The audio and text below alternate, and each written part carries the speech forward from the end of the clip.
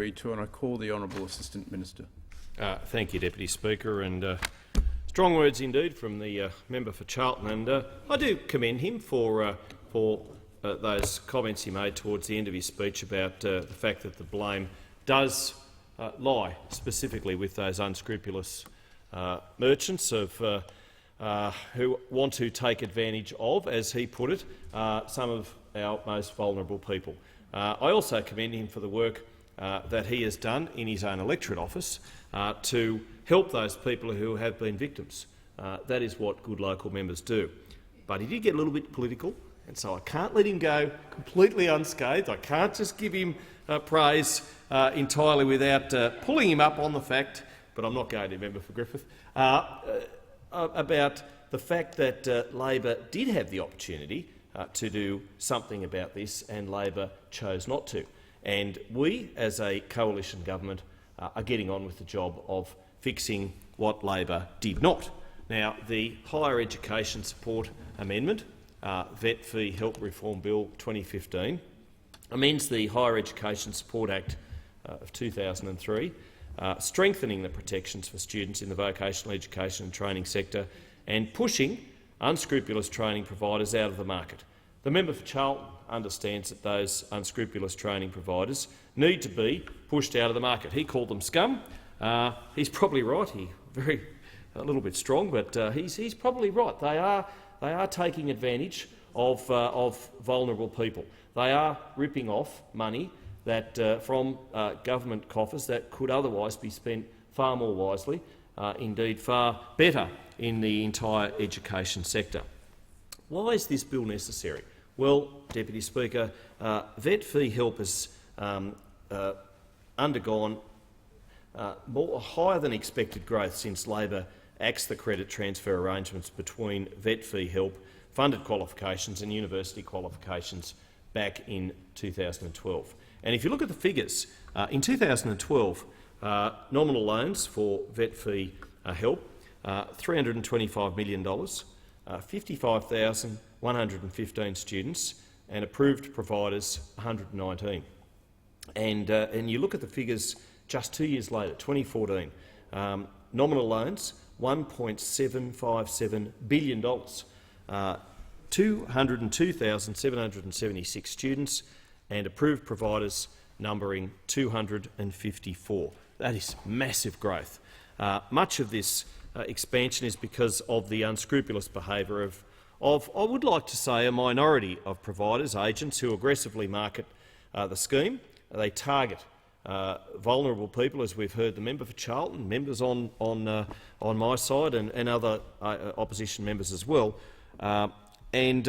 What they do is they leave these unscrupulous providers, leave those on whom they prey with a significant debt, but no benefit from training, absolutely no benefit.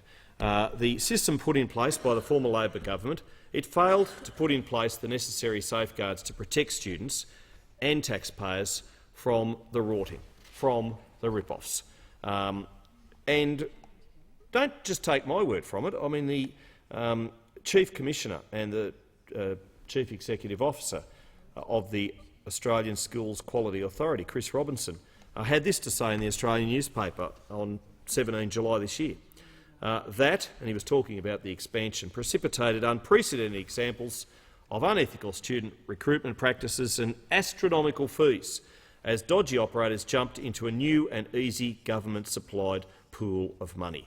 And as the member for Lawler quite correctly pointed out, they were gaming the system, absolutely gaming the system. But Labor had a chance to act in 2013 when the first complaints were made to the National Training Regulator, the Australian Schools Quality Authority. What did Labor do? Nothing. Didn't do anything. Didn't act. And that's why it's taken the member for Cowper, the minister responsible, Minister for Vocational Education and Skills, to come into this chamber on the 15th of October, and he should, no, it's not 2 years late. It's not 2 years late. You should have done something about it back in 2013. I appreciate you being, and he's doing something about it now. The member for Cowper was the Assistant Minister for Employment for 2 years and 4 days before taking on his new role. And and he understands the need for jobs. And what this will do, not only will it weed out and eradicate those unscrupulous operators, but it will ultimately, with funds being better distributed to where they ought to go, I believe, lead to an increase in jobs. And that's what training, that's what vocational education, that's what TAFEs, that's what universities, that's what they are all about. Getting people into the workforce, getting people better paid jobs. And that's why this bill is important. On the 18th of September, the Shadow Minister for Higher Education, Research, Innovation and Industry, Senator Kim Carr, finally acknowledged the need for stronger measures. And, as reported in Melbourne's The Age, he said, Labor introduced vet fee help with good intentions, but the scheme contains fundamental weaknesses that need to be fixed. And, he added, the regulators were not given enough power to crack down on rogue operators. They should have been given enough power, could have been given enough power when Labor was in power, but they weren't. On the 12th of March this year, the Assistant Minister for Education and Training, Senator Simon Birmingham, announced a series of measures to finally target that unscrupulous behaviour, which has left some students with debt, but unfortunately no qualifications. And that's the great sadness about this. Young people, many of whom are young, some are not so young, but thinking they're doing the right things by themselves, by their future career prospects, going into debt, taking the inducement of an iPad or a laptop or whatever else, and all they're left with is just a huge debt, and no qualifications, no improved prospects for a better career, which is what they hoped to do in the first place, which is what got them in the first place. Now, Senator Birmingham said that these measures that he talked about back in March would seek to stamp out unscrupulous behaviour which will assist in restoring integrity in the sector. And we heard the member for Robertson earlier talking about the need to restore integrity into the system, into the sector. These measures have been progressively introduced since the 1st of April this year, and they are already, I am pleased to report to the chamber, having the desired effect, having a good impact.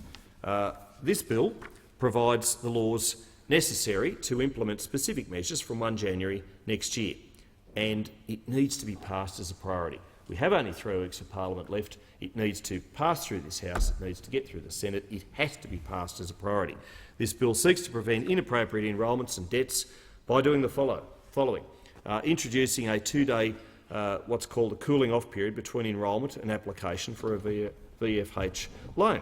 Introducing minimum prerequisites to ensure that students can complete the higher-level vet courses, diploma and above, for which vet fee help is available, and requiring a parent's or guardian's signature before a student who is under 18 years, and there are many of those, can request a vet fee help loan with exemption for minors considered independent under the Social Security Act of 1991. Now, this bill will further protect students and taxpayers because it will make it easier for a student to have their debt cancelled, where they've been signed up for a loan inappropriately. And the cost will be recouped from providers to protect taxpayers. And it's important to protect the taxpayers because it's all our money that's being ripped off here. Introducing minimum registration and trading history requirements for new vet fee help provider applicants to ensure those approved have a proven history of delivering quality training. So there'll be checks and balances and measures to make sure that those people who are approved providers are in fact just that. It will also introduce infringement notices attached to civil penalties for breaches of the vet fee help guidelines, and let's hope those penalties are high and severe. They need to be. And technical amendments to strengthen the department's administration of the scheme and its partnerships with the Australian Quality Skills Authority to monitor and enforce compliance. Now, the Minister Hartziger, in introducing this legislation on 15th of October, described it as a very important and timely bill. And he's right, of course. He's very right. As he said at the time, this bill will strengthen the protections for students in the vocational education and training sector, and it will push unscrupulous training providers out of the market, and it absolutely has to.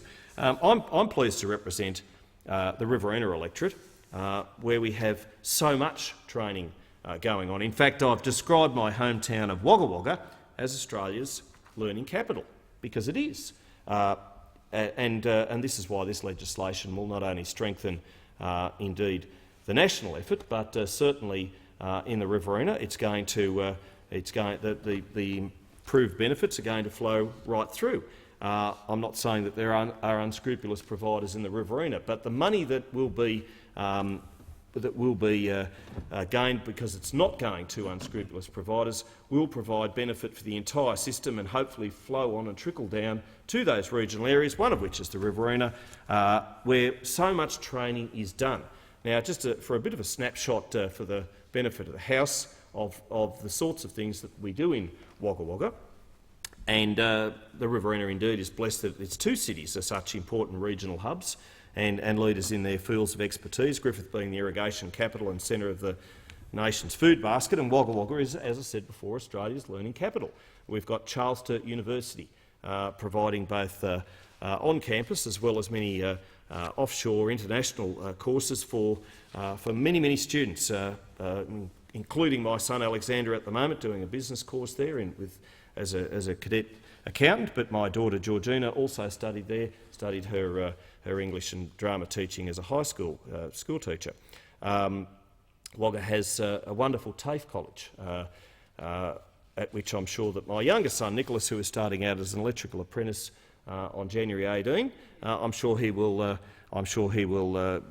no doubt reap the benefits of what they do at Wagga Wagga TAFE. Every Royal Australian Air Force person at some stage or another, if they have an extended career in the Air Force, will end up at Forest Hill, Wagga Wagga. Wagga Wagga is the home of the soldier, with every Army recruit being trained at Blamey Barracks, Kapooka. And I know the member for Canberra opposite, in her defence role, shadow defence role, knows well. She's been there. I've been there with her to witness a march out parade. She knows just what a great job that the Commandant, Colonel Steve Jobson, and his officers do in putting the polish on those fine young recruits, men and women, who go out to serve this nation and do it so very well, continuing on that long line of khaki which stretches right back to April 25, 1915. Wagga Wagga has a Navy base, an important training and strategic facility. Many hundreds of kilometres from the nearest drop of seawater, but we have a Navy base at Wagga Wagga doing important training with HMAS Albatross at Nowra. The Regional Express, Australian Airline Pilot Academy, out at the airport in Don Kendall Drive, is a truly outstanding facility run by people who demand the best, and they are inspiring the new breed of young pilots. You can add 2 rural clinical schools, Notre Dame and UNSW, providing medicine for the training of our future doctors. You've got so many training opportunities, so many places of teaching excellence at Wagga Wagga. It deserves the title of Australia's learning capital. Indeed, it does. But just getting back to this bill, the Australian government is committed to ensuring that we continue to have a strong vet sector which helps students to develop the skills that they need for the jobs of today, and to take advantage of being in the most exciting time in Australia's history. As the Prime Minister has pointed out, it's an exciting time to be an Australian. We've got new ministries in innovation, in productivity. Glad to see that science is back as a portfolio, and certainly we are doing the sorts of things that are benefiting business. We are getting on with the important task of fulfilling the 3 most important things in Australia, and that is 1 jobs, 2 jobs and 3 jobs. That's what we need to do as a government. That's what we are doing as a government. Jobs are so very critical to our future prosperity, our future growth. We need Australia's best and brightest going to our colleges, our universities. They don't deserve to be ripped off. They won't be ripped off under this Higher Education Support Amendment Bill, and that's why I commend this very important legislation to the House tonight. Thank you.